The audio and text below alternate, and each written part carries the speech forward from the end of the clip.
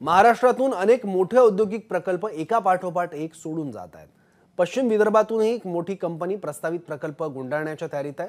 Amravati Nandgaon Peth MIDC मध्ये हरमन फिनोकेम लिमिटेडने मोठ्या थाटामाटात सुरुवात केली होती। मात्र आता या कंपनीने आपला मुक्काम दुसरीकडे हलवला आहे। पण कंपनीने असा निर्णय का घेतलाय पाहूयात।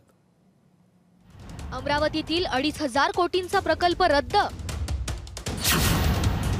स्थानिकांमुळे कंपनीनं मुक्काम हलवला। हरमन फिनोकेम लिमिटेड ही कंपनी नांदगाव पेठेतील MIDC मध्ये औषध कारखाना काढणार होती। त्यासाठी कंपनीला D9 भूखंडही देण्यात आला। 118 एकरावर कंपनी उभारण्याच्या कामालाही वेग आला। पण काहीच दिवसात कंपनीनं इथून आपला मुक्काम हलवला। औद्योगिक प्रकल्प उभारण्यासाठी या जमिनी देण्यात आल्या होत्या, मात्र बरेच वर्ष या जमिनीवर काहीच झालं नाही। त्यामुळे स्थानिक शेतकऱ्यांनी या जमिनीवर शेती सुरूच ठेवली। मात्र जेव्हा इथे कंपनीने काम सुरू केलं तेव्हा स्थानिक शेतकऱ्यांनी विरोध केल्याचं म्हटलं जातंय। पुढे हा वाद वाढल्याने तो पोलीस स्टेशन पर्यंत गेला आणि पोलीस संरक्षणात कंपनीचं बांधकाम सुरू झालं। पोलीस स्टेशन माऊली अंतर्गत MIDC मध्ये हरमन कंपनीचं वॉल कंपाऊंडचं काम चालू होतं। त्यासाठी त्यांनी आम्हाला 6 दिवसाचा बंदोबस्त मागितला होता। 20 पासून तर 25 पर्यंत आम्ही बंदोबस्त दिला होता आणि बंदोबस्त शांततेत पार पडला। कामसुद्धा चालू होतं। त्यानंतर त्यांनी पुन्हा 10 दिवसासाठी आम्हाला बंदोबस्त मागितला होता।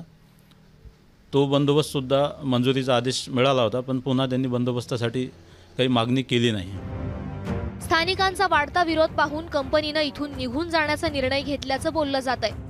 खरं तर ही कंपनी अमरावतीसाठी महत्त्वाची मानली जात होती, कारण या कंपनीच्या निमित्तानं अमरावतीतील फार्मा क्षेत्राशी निगडीत तरुणांना रोजगार मिळणार होता आणि औद्योगिक क्षेत्रात अमरावतीचा लौकिकही यामुळे वाढणार होता।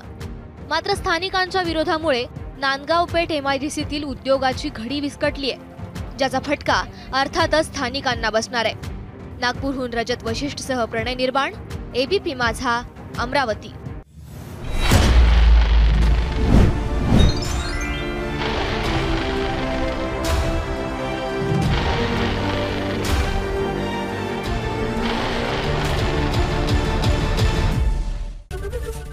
ABP माझा, उघडा डोळे बघा नीट।